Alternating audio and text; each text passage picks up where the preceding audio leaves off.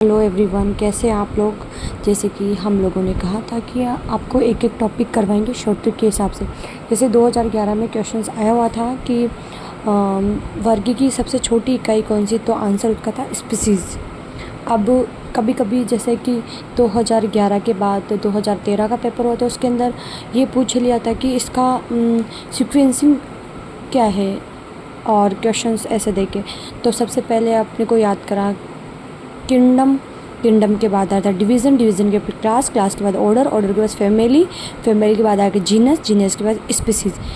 इसको ऐसे याद कर सकते हो। बहुत बार ऐसा होता है कि डिवीज़न को क्लास, क्लास के ऑर्डर ऐसे कर लेते हैं। तो सबसे बड़ी बात, सबसे छोटी इकाई कौन सी, ये आपको याद करनी पड़ेगी, स्पीसीज़। ठीक है, स्पीसीज़ सबसे जाति, जो कि सबसे वर्ग की सबसे छोटी इकाई। और सबसे बड़ी इकाई कौन सी होती है, किंगडम।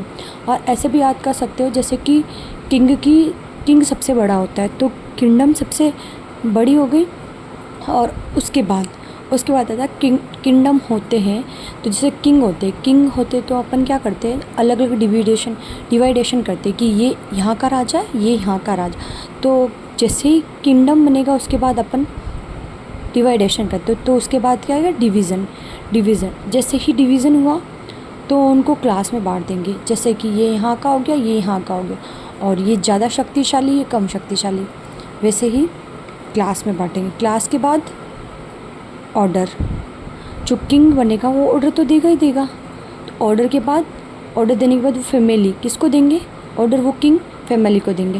फैमिली के बाद जीनस, जैसे किंगडम 3-4 बार रिपीट करना, kingdom, division, class, order, family, genus. ये डिवीज़न डी के बाद सी आता है, डी से पहले सी आता है, सॉरी। तो उस हिसाब से आप डी के बाद सी, इन दोनों में कन्फ्यूज़न ज़्यादा होता है, तो उसको याद कर लो। और फैमिली के बाद जीनस, फैमिली, जीनस। तो kingdom, division, class, order, family, genus. और ये इसका जो ऑर्डर है वो आरोही क्रम का ऑर्डर है, मतलब कि ज़्यादा से कम की तरफ। ठीक है।